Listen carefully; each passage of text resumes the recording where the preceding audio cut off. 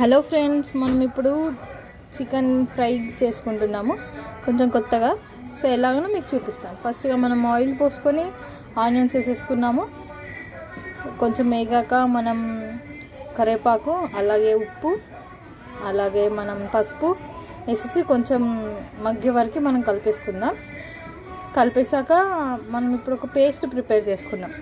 ఆ పేస్ట్ ఏంటంటే దాంట్లో వెల్లుల్లి, ఎండుమిర్చి, కొంచెం జీలకర్ర వేసి మిక్సీ పేస్ట్ చేసుకున్నాము. సో పేస్ట్ అందులో వేసి ఒక 5 to 10 minutes కొంచెం మగ్గనివ్వాలి. మగ్గనిచ్చాక అది కొంచెం ఇలా దగ్గరికి అయిపోతుంది. దగ్గరికి అయిపోయాక మనం ముందుగా చికెన్ ఫ్రై చేసుకున్నాం. చికెన్ ఉప్పు పసుపు వేసి ఉడకబెట్టుకొని అది ఇలా పొడి పొడి అవుతుంది. చించుకోవాలి. చించుకున్నాక అది ఇప్పుడు మనం ముందుగా చేసుకున్న మన ఉంది కదా, దాంట్లో ఇందులో వేసేసి సేమ్ ఒక 5 to 10 minutes, ఎందుకంటే ఆల్రెడీ ఉడికిపోయింది కాబట్టి మనం అందులో వేసేసుకుంటే అయిపోతుంది. సో ఇప్పుడు అందులో వేసాం కాబట్టి కొంచెం మిక్స్ చేసేసుకొని అన్ని ఫ్లేవర్స్ చికెన్కి కలిపేలా చేసేసి అయిపోతుంది. సో ఇప్పుడు మనం బౌల్లో చేసుకుంటే మనం చికెన్ ఫ్రై రెడీ. సో ఇప్పుడు టేస్ట్ ఎలా ఉందో మా కన్నయ్య చెప్తాడు, వినండి. గైస్ ఇప్పుడైతే నేను టేస్ట్ చేసి చెప్తా. గైస్ చికెన్ అయితే వేరే లెవెల్ ఉంది, సూపర్. ఇప్పుడైతే మా మామ దగ్గరికి పోతున్నా, టేస్ట్ చెప్తాడు.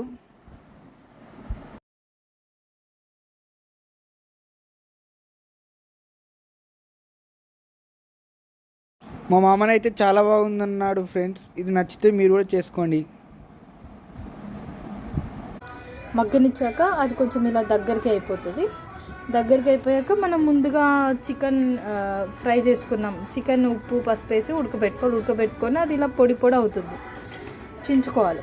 చించుకున్నాక అది ఇప్పుడు మనం ముందుగా చేసుకున్న మన ఉంది కదా, దాంట్లో ఇందులో వేసేసి సేమ్ ఒక 5 to 10 minutes, ఎందుకంటే ఆల్రెడీ ఉడికిపోయింది కాబట్టి మనం అందులో వేసేసుకుంటే అయిపోతుంది.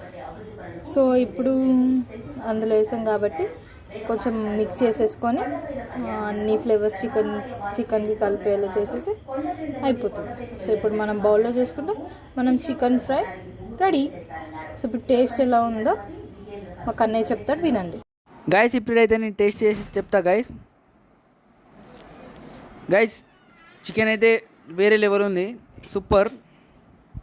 ఇప్పుడైతే మా మామ దగ్గరికి పోతున్నా, టేస్ట్ చెప్తాడు.